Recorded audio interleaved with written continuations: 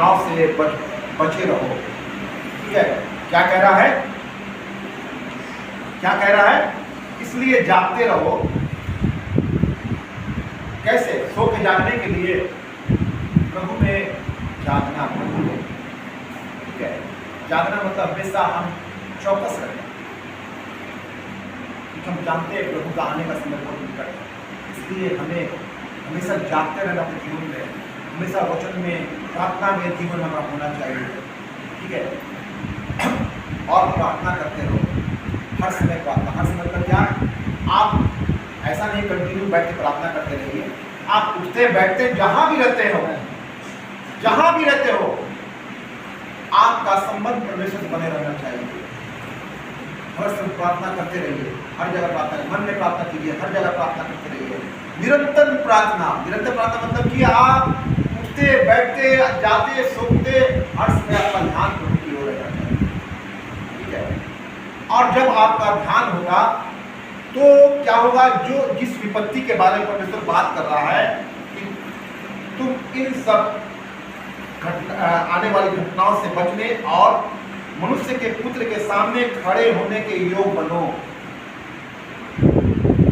ये आने वाली विपत्ति जो घटनाएं हैं, इससे हमें बचना है, और यही शैतान नहीं चाहता है कि हम इससे बचे। और जीवन में क्या करता है? इस परिस्थिति को लाकर खड़ा करता है ताकि हम विचलित हो जाए। और हमें क्या करता है? ये जो परेशानियां जो हमारे जीवन में लाके शैतान खड़ा करने की कोशिश करता है, इससे हमें बचना है। और यदि इससे हम नहीं बचेंगे तो परमेश्वर सामने कैसे खड़ा होंगे? जब वो आएगा हमें लेने के लिए तो कैसे खड़े होंगे? इसके सामने खड़े होंगे। पहले हम विपत्ति से बचेंगे तब ना हम सामने खड़े होंगे। तो पहले हमको विपत्तियों से बचना है, घटनाओं से बचना है जो हमारे जीवन में लेके आना चाहता है, हमें अलग करना चाहता है, ताकि उसके सामने हम निष्कलंक ना ठहरे, हम दोषी ठहरे उसके सामने। इसलिए वो क्या करता है? हमारे जीवन को बिगाड़ना चाहता है ताकि उसके सामने हम दोषी ठहरे। इसलिए कहता आने वाली विपत्ति घटनाओं से बचने और फिर परमेश्वर के सामने निष्कलंक ठहरने के योग बनो। योग बनना, योग तब बनेंगे जब हम उस युद्ध को हम जीतेंगे, तब हम क्या होगा कि हम योग बनेंगे। ठीक है, तो जब परमेश्वर आएगा तो हम इस घटनाओं से बचने के बाद क्या होगा? घटनाओं से बचने के बाद जब परमेश्वर में लेने आएगा तो उसके सामने हम पहले निर्दोष करेंगे। यदि निर्दोष नहीं ठहरते हैं तो निश्चय है हमारा उद्धार नहीं होगा, हमारा उत्थान नहीं होगा। वो हमें लेने आ रहा है, वो हमें लेने आ रहा है और कह रहा है ये पहला पुनरुत्थान होगा। वो हमें लेने आ रहा अपने साथ। वो हमसे कितना प्रेम करता है कि मनुष्य का पुत्र का धारण करके वो हमारे जीवन में आया और उसके बाद अपने लहू को बहाया। और फिर वो क्या करता है कि वो आ रहा हमें ले जाने के लिए अपने साथ, जहां वो रहे जहां मैं रहूं। इसलिए वो आ रहा है ताकि उसके सामने निष्कलंक ठहरे और फिर उसके साथ उठा लिया जाए। प्रकाशित वाक्य का 20 अध्याय में लिखा हुआ है वहां पर कि धन्य है वे जो इस पहले पुनरुत्थान के भागी हैं, ऐसों पर दूसरी मृत्यु की कोई अधिकार नहीं है। तो क्या होगा? जब वो आएगा हमें अपने साथ ले जाएगा, ये हमारा पहला पुनरुत्थान होगा।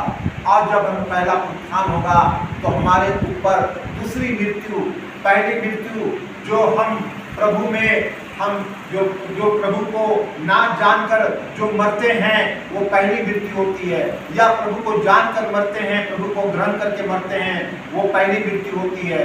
ठीक है, परंतु जो प्रभु को जानकर प्रभु में सो जाते हैं उनका न्याय होगा, उनका न्याय होगा, उनका न्याय होगा। और न्याय के बाद क्लियर होगा कि वो उस पर दूसरी मृत्यु हावी होगी या वो प्रभु के साथ होगा। परंतु जो परमेश्वर लेने आ रहा हमें, यदि इस पहला पुनरुत्थान के यदि हम भागी होते हैं तो हमारे ऊपर वो दूसरी मृत्यु का कोई अधिकार नहीं होगा।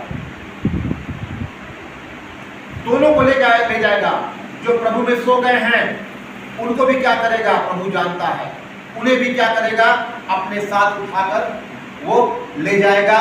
और जो जीवित बचे रहेंगे हम उसके साथ उठा लिए जाएंगे।